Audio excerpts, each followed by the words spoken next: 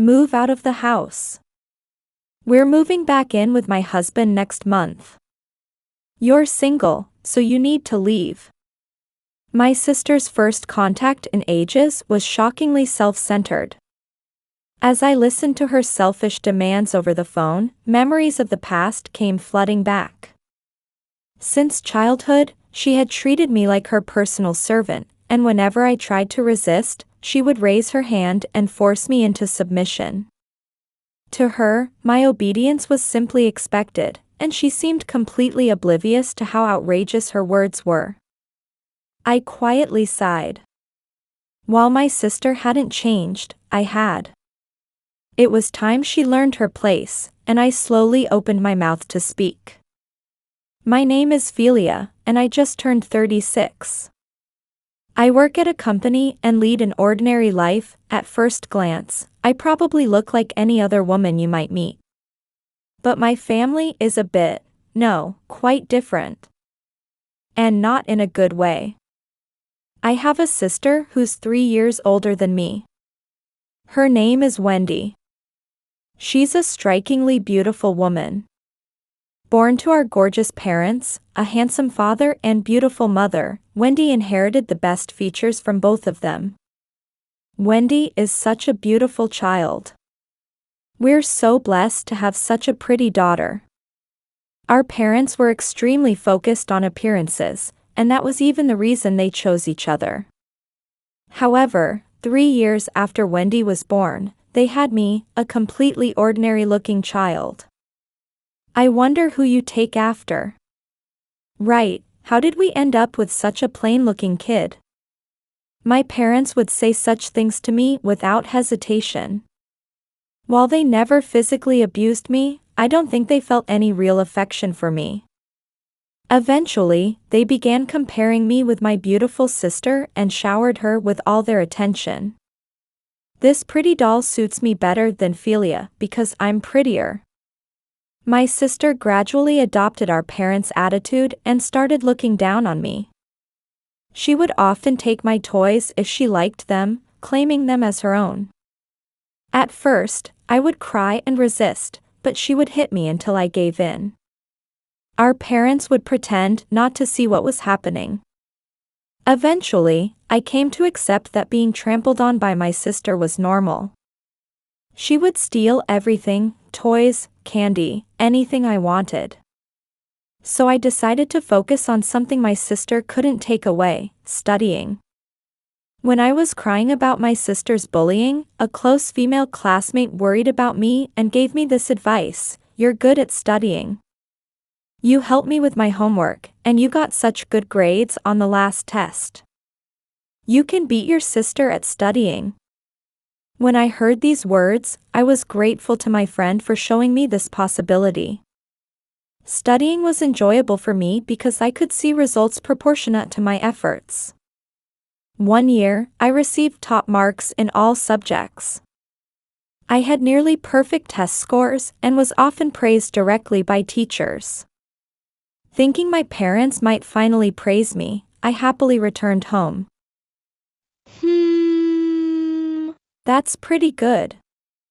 The teacher was full of praise during the parent-teacher conference. Well, it's good you found something besides your looks. Though their enthusiasm was lower compared to when they praised my sister, they did compliment me. Hearing those words, I was so happy I could have jumped for joy, finally feeling accepted in this family. However, my happiness was quickly shattered by my sister. "You're beneath me. It's 100 years too early for you to get praise from mom and dad." Jealous that our parents had praised me, my sister threw away all my study materials. I broke down crying at this horrible treatment. Our parents came when they heard the commotion, but they didn't scold my sister. "We'll buy you new ones, so stop crying. Wendy doesn't need to study, she's cute and charming just as she is. That's all we need from Wendy." Watching my mother sigh in exasperation and my father console my sister, I realized I had been mistaken in thinking I could become a true member of this family. From then on, I focused solely on getting out of this house as soon as possible. After that, I stopped showing my emotions at home and kept conversations with my family to a minimum. While our parents didn't seem to care, my sister called me arrogant and continued to bully me. It seemed tormenting me was her preferred way of relieving stress. Then, when I was in my second year of high school, my sister, who had graduated and was working part-time jobs, made an outrageous announcement: "I used up all your college money." Sorry, I didn't mean any harm. Incredibly, my sister had spent all the money our parents had saved for my college education. Apparently, she had used it to buy brand-name bags and clothes. I was so shocked by my sister's incredibly inconsiderate behavior that I couldn't even get angry. Meanwhile, our parents said, "Well, her part-time job money isn't enough for Wendy, and that's that. Philia, give up on college." Without scolding my sister, they told me to abandon my college plans. I felt intense anger toward my parents for a moment, wondering if they really loved my sister that much. But getting angry wouldn't help anything. After that, I searched for colleges that offered scholarships and saved money from part-time jobs while studying. After getting accepted to college, I immediately moved out using my savings and started living alone. Why are you so desperate to go to college? You're creepy, always studying. Your life is over, wasting your youth on studying and part-time jobs. Despite being forced into this situation because of her, my sister showed no awareness and instead mocked me. But after getting accepted to college and moving out, I was no longer bound by my sister. At last, I was free from her. For a while after that, I was able to live peacefully. I made good friends in college, learned many things, and gained life experience. After graduating, I joined a major company and started dating a colleague named Danny. He was very kind and would agree with whatever I said. However, the peace didn't last long. I was thinking about marriage with Danny and decided to introduce him to my parents as my fiancé. "Oh, he works at your company?" "Well, if he works for a big company, I suppose that's fine." My parents seemed uninterested in Danny's ordinary looks, giving off an attitude of, "Do whatever you want," about the marriage. However, I was concerned about how my sister kept staring at Danny. My sister was already in her 30s, but still lived at home and worked part-time jobs. She couldn't move out because she spent too much money and couldn't save anything. Then she did something unbelievable. "I want you to break up with her. I've fallen in love with your sister." One day, Danny called me to meet at an upscale restaurant, and my sister was there too. While I was wondering why she was there, Danny dropped this bombshell. "Sorry, Philia. I fell in love with Danny the moment I saw him." My sister said this while pressing herself against Danny, who was grinning foolishly, completely smitten with her. Seeing them like this, I thought, so that's how it is, and felt disgusted. My sister had stolen my fiancé. Danny works for a big company and has good prospects, right? If I marry someone like that, I'll be set for life. As my sister showed no remorse whatsoever, anger welled up inside me. I had thought Danny was kind. But looking back, he just nodded along with whatever I said, showing little initiative of his own. He wasn't kind, he just went along with whatever was convenient at the time. And my sister was, well, my sister. While her tyranny might have been tolerated when we were children, things were different now that we were adults. I see. Well then, I'll be filing for compensation. So I decided to do what I could to my sister and Danny, responding in a calm tone. But my sister just snorted. "Huh? You and Danny weren't married, so you can't claim any compensation. Yes, I can. Why don't you look it up online? Don't think you can get away with stealing someone's fiancé without consequences. Faced with my anger, my sister looked puzzled, and Danny turned slightly pale. And then, they did something even more unbelievable. They eloped and disappeared. They moved away because they were worried about you demanding compensation. It's your fault Wendy's gone. We thought we'd finally get to see our grandchild when she found someone to marry. When my sister contacted our mother about eloping, instead of blaming my unreasonable sister, she blamed me. Our father was the same, demanding to know how I would take responsibility. Am I surrounded by nothing but unreasonable people? I sighed heavily while ignoring my parents' verbal abuse. Getting compensation would be difficult now. So I decided to forget about my sister and Danny and look forward to meeting someone new. 5 years later, I received a call at work from an unfamiliar number. Hello? Since I use my phone for work, I answered immediately thinking it might be work-related. However, the caller wasn't work-related. Hello, Philia? It's been a while. Is that you, Wendy? The carefree voice on the other end belonged to my sister. Since she had eloped with Danny, I hadn't been in contact with her at all. I had tried calling her cell phone once, but it wouldn't connect, possibly because she had blocked me, and I hadn't tried to contact her since. The number showing on my phone now was unfamiliar, so she must have changed phones during our time out of contact.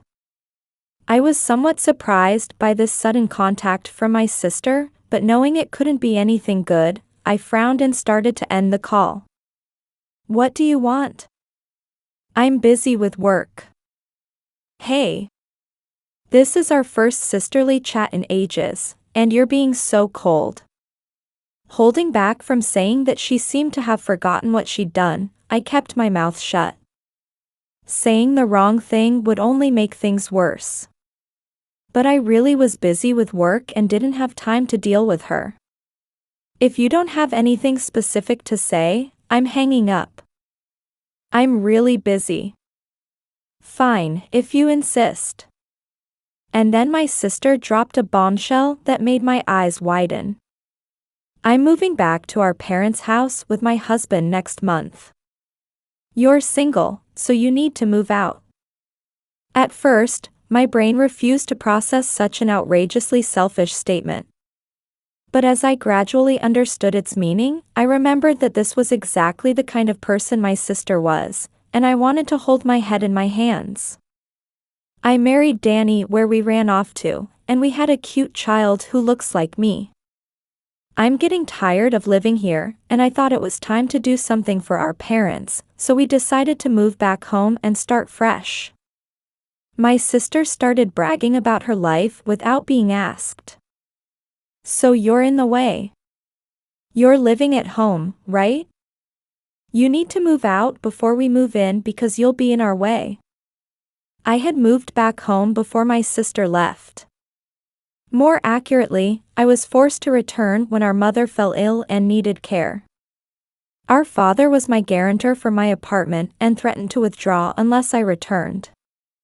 I could have used a guarantor company instead, but I knew my father would show up at my place and make a scene if I refused, so I reluctantly moved back home. By the way, my sister, who had been living with our parents, had moved in with her boyfriend before our mother fell ill. My sister had been dating another man while stealing my fiancé. She was truly unbelievable. Oh, and make sure you clean thoroughly before you leave. Also, prepare a housewarming gift. Actually, since you have terrible taste, just give us cash. As my sister made these outrageous demands, I quietly sighed. Then I slowly opened my mouth and replied, "Okay. Can I hang up now? I need to get back to work." My sister seemed quite surprised by my unexpectedly compliant response. Well, if you understand, then I guess that's fine. Okay. Bye. Then. And I hung up on my sister. After 5 years, her selfishness hadn't changed. If anything, it might have gotten worse than before. Ignorance must be bliss, I muttered to myself, with no one around to hear. 1 month later, I received another call from my sister while at work.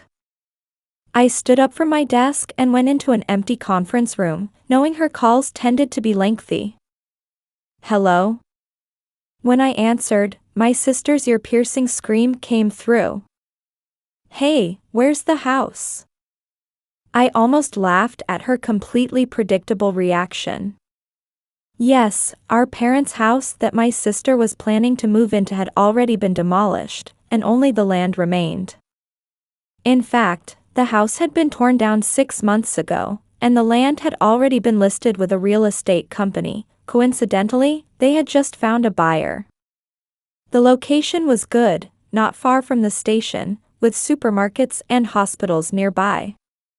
While the house was too old to find a buyer, the location was excellent, so they quickly found a buyer after listing just the land.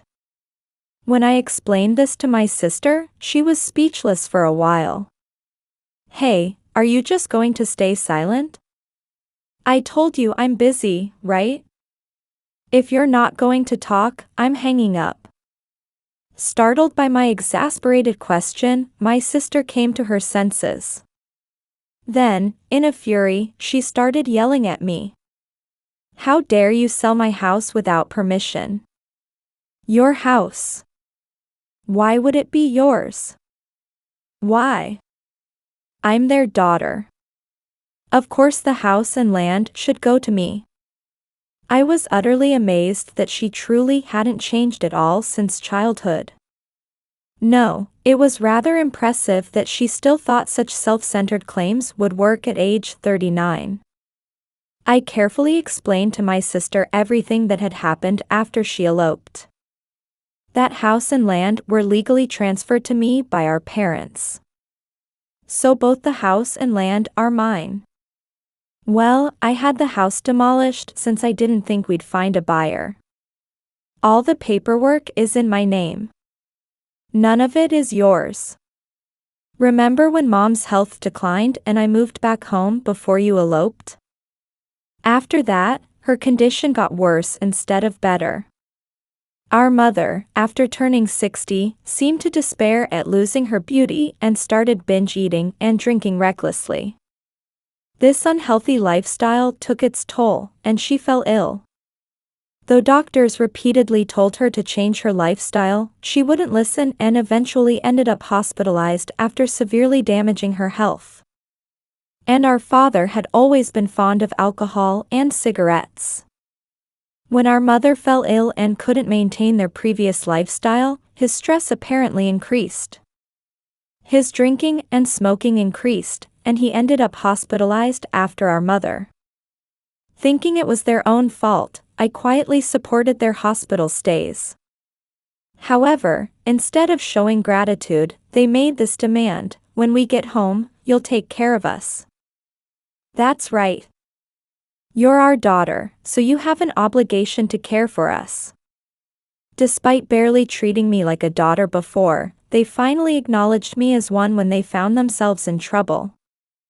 I realized anew that my parents saw me as nothing more than a convenient servant. Looking at the two of them making selfish demands, I fully understood. I no longer had any familial feelings for them. Yes, they had raised me until high school graduation, but that was all. I had never once felt happy being in a family with these people. Why should I sacrifice myself for such people? So I made a plan and proposed this to them. In that case, give me the rights to the house and land. Also, I'll manage your bank accounts. What? You're just after our assets.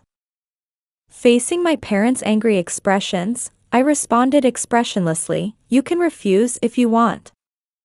But if you don't accept these conditions, I won't take care of you. My parents looked frustrated but ultimately agreed to my conditions. They had no one else to rely on. They had cut ties with all our relatives because they were only nice to attractive people. Also, the aged couple wouldn't be able to arrange nursing care services on their own.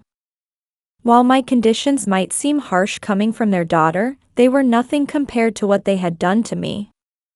After they were discharged, I arranged for external nursing care services to look after them. The costs came from their savings, with me covering any shortfall. I could have taken care of them myself, but I was busy with work, and honestly, I didn't want to care for them even if they were my blood relatives.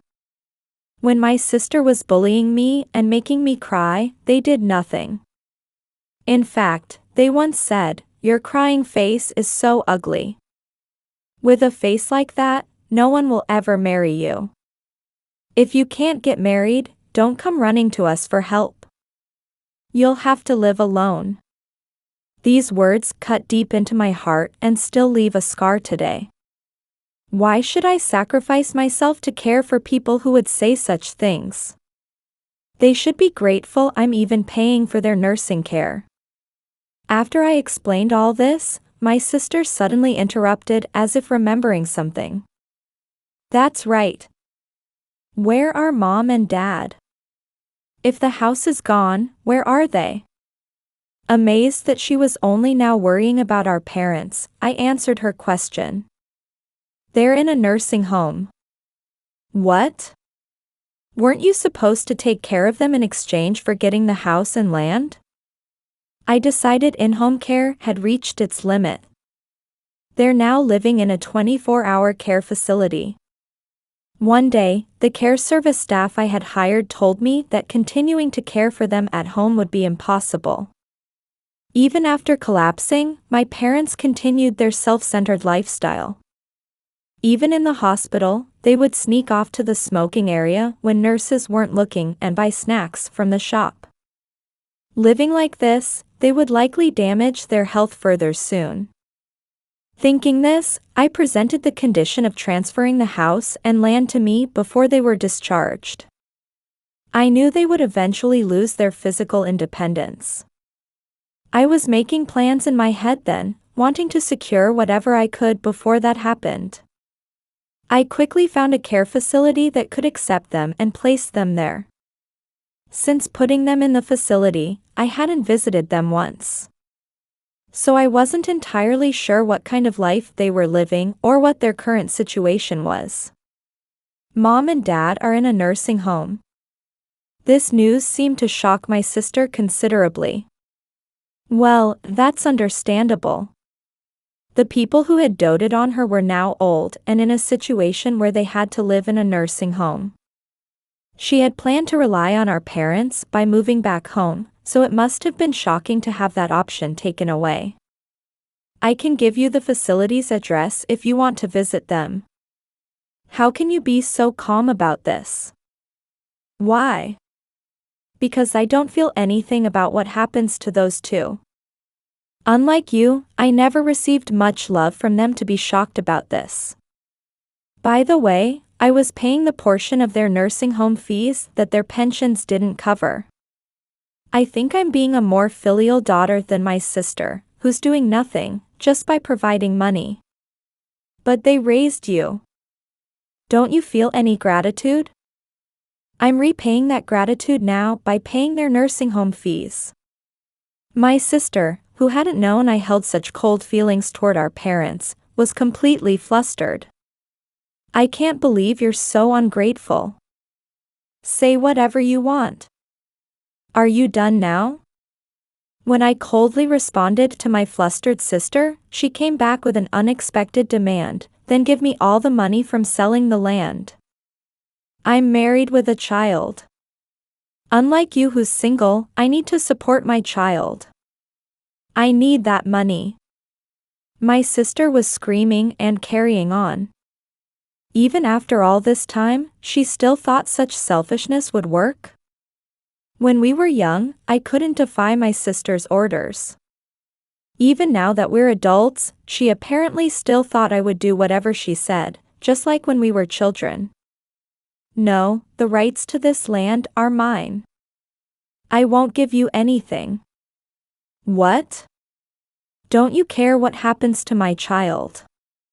It's impossible for me to feel sympathy for your child whom I've never met. Besides, isn't that child yours and Danny's, the man who betrayed me and ran away without paying compensation? I have no desire to help a child born from that. While the child might be innocent, just being my sister and Danny's child made them an object of disgust to me. Even if they weren't like my sister and were a good, obedient child, I wanted nothing to do with them. When I told her this, my sister flew into a rage and hurled insults at me. Don't get cocky, you ugly single woman. You're inferior to me in every way. It's only natural for you to obey your superior.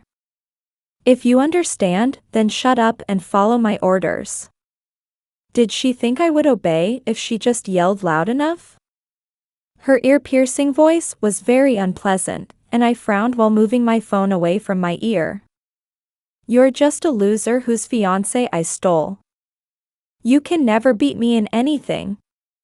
Not then, not now, not ever.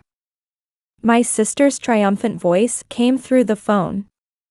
However, she had made one big misconception. Single? I'm already married. What? Hearing my sister's pathetic voice, I almost burst out laughing. Barely holding back my laughter, I dropped the biggest bombshell on my sister. I married someone from one of our company's business partners. He works for a bigger company than ours, and he's the most successful person in his age group. He's already a department head at 38, and he's scheduled for promotion to division director next year. After being betrayed by Danny, I threw myself into work to deal with my feelings, and as a result, I secured a business opportunity with a famous major corporation. Their representative was my current husband Eric, and we hit it off immediately from our first meeting. We exchanged contact information and started meeting outside of work, naturally beginning to date. After putting my parents in the nursing home, I married Eric. That's impossible. How could an ugly person like you marry such a catch? Someone like you who sees men as just a catches wouldn't understand, but he's a wonderful person who truly cherishes me. Meeting Eric was really lucky. He's a very understanding person who accepted everything about my family situation. In the end, I'm glad I didn't marry Danny. By the way, I once showed Eric a photo of my sister, but apparently, she wasn't his type. Your ex-fiancé was a real fool. To think he didn't marry such an amazing woman. Because of what happened with Danny, I was a bit worried about my sister stealing Eric too if we ever met, so I showed him her photo. However, Eric completely dispelled my worries. While my sister was speechless from this shocking revelation, I dropped another bombshell. You seem to be having a hard time. Danny's about to lose his current part-time job, isn't he? What? How do you know that? After eloping with my sister, Danny quit our company. He was probably afraid of my compensation claim. Both he and my sister had been confident that with our company's decent name value, they could find new jobs wherever they ran off to. However, their expectations were completely wrong. At first, Danny managed to get a full-time position where they moved, but he quickly quit because he didn't fit in with the workplace environment. This pattern kept repeating, and now he was juggling multiple part-time jobs. He was about to lose those jobs too, and he had contacted his former colleague at our company to see if he could come back. However, this colleague knew about what happened between Danny and me, and refused to help someone who had quit the company for such selfish reasons. Then, they told me about Danny's contact. Your husband is working so hard while you're just playing around all day, aren't you? No wonder you're running out of money and trying to move back home. Too bad your plan fell through. By the way, Danny's parents were sensible people who repeatedly apologized to me when they heard about the broken engagement. They promised that even if their son tried to come back, they wouldn't get involved. Therefore, my sister and Danny could only rely on my parents. However, since my parents were already in a nursing home, they couldn't rely on them either. My sister seemed to finally understand this, as she fell silent, losing all her previous energy. Then she tried emotional manipulation, begging me for help through tears. Please. We can't take it anymore. We got kicked out of our apartment because we couldn't pay rent, and we can't go back to where we were. You're the only one we can turn to. Please, help us. To my sister's sobbing, I responded in a cold voice, why should I help someone who was so cruel to me? Have you forgotten what you did? I almost couldn't go to college because of you. I'll apologize for that. I'll properly apologize for everything I did to you. However, I cut off my sister's words, don't bother apologizing. No matter how many times you apologize, I won't forgive you. There are some things in this world that can't be fixed. Our relationship is one of them. We may be blood-related sisters, but our relationship is beyond repair. You need to understand that. My sister's sobbing grew louder. But I mercilessly delivered my parting words. Goodbye. I hope we never meet again. And I pressed the end call button while listening to my sister's crying. Before blocking my sister's contact, I sent just one message. It was information about the rundown apartment where I had lived during college. This apartment's rent was so low that I could afford it even with my student part-time job wages. Because I couldn't get financial support from our parents, I had lived in poverty in this apartment that looked like it might collapse at any moment. You should be able to barely afford this rent. After sending just that, I blocked my sister's contact. Thanks to getting a new phone just in case, I had no further contact with my sister after that. Eventually, my sister and her family decided to live in that apartment. Danny found a new part-time job, but their life continued to be one of extreme poverty. Finally, Danny declared to my sister, if you won't work, I'll divorce you. My sister had barely worked for years, completely dependent on Danny. If he divorced her, her life would obviously become even worse. My sister apparently started working at a local bar. Once, I thought I saw a flashily dressed woman who looked like her. She had completely lost her former beauty. I almost didn't recognize her at first. My sister had thought she had taken everything from me, but in the end, she was the one who lost everything. As for my parents, they're apparently living quietly in the facility. The staff keeps strict watch over them, so they can't do whatever they want like before and feel constrained. However, they seem to be living a healthier life than when they were at home. Meanwhile, I'm living a peaceful and calm life with Eric.